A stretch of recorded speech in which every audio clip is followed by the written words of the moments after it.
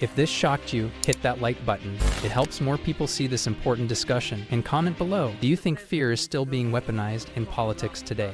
What if your freedom, your right to speak, vote, and live without fear vanished overnight? Democracies can crumble, sometimes slowly, sometimes all at once. Today, we'll unravel 3 gripping stories of how democracies turned into dictatorships and why these lessons are more relevant than ever. If you care about your freedom, stick around. Section 1. Germany's descent into dictatorship.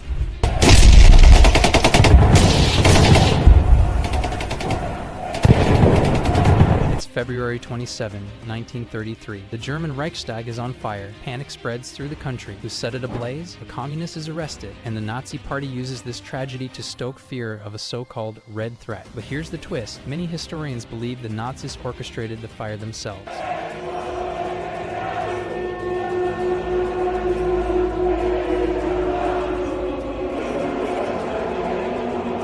Within weeks, the Reichstag fire decree is signed. Civil liberties gone, free speech censored, political opposition silent. Then, the Enabling Act follows, giving Hitler absolute power. A democracy turned into a dictatorship in mere weeks. Ask yourself this, will you recognize these tactics if they happen today? If this shocked you, hit that like button. It helps more people see this important discussion. And comment below, do you think fear is still being weaponized in politics today? Section 2. Venezuela, from hope to authoritarianism. Fast forward to 1999, Venezuela elects Hugo Chávez, a charismatic leader who promises to uplift the poor and fix a crumbling economy. At first, he seems like a savior, but here's where the cracks begin to show.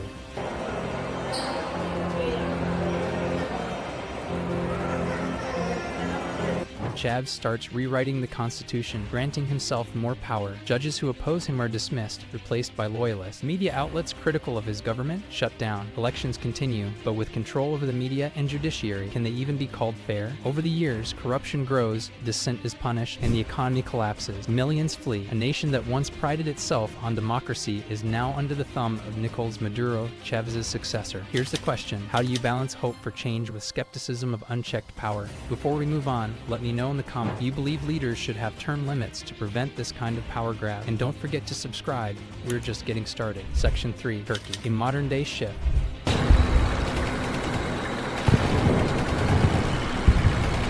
Turkey was once hailed as a democratic bridge between East and West, but under President Recep Tayyip Erdogan, cracks have formed in this foundation. How does a country that held free elections end up silencing journalists and jailing political opponents? Here's a pivotal moment in 2016. The coup attempt failed. Erdogan's government declares a state of emergency. The military and judiciary are purged of thousands of officials accused of being conspirators, but many of these people had no connection to the coup.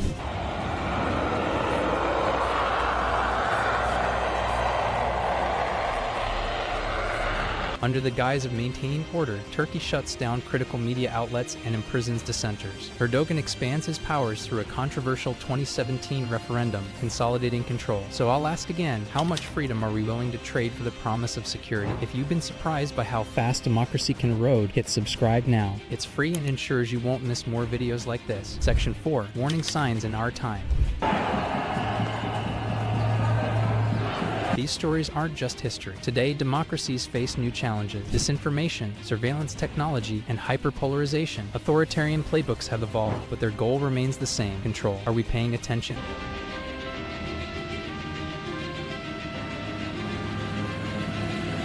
Here are 3 warning signs to watch for. Leaders undermining elections, suppression of free media, emergency laws that never seem to end. These tactics might sound familiar because they're being used in democracies around the which of these warning signs you think is most dangerous? Comment below and let's talk about it. And if you're finding this eye-opening, share this video with someone who needs to see it. Section 5. Why it matters to you. Democracy isn't just a system. It's a commitment to fairness, equality, and freedom. But it's fragile. Germany, Venezuela, and Turkey remind us that no country is immune. The question isn't if democracy is at risk, it's what we're doing to protect it. If you believe in protecting democracy, hit the like button, subscribe, and join the conversation in the comments. Your voice matters now more than ever. History is speaking. The question is, are we listening?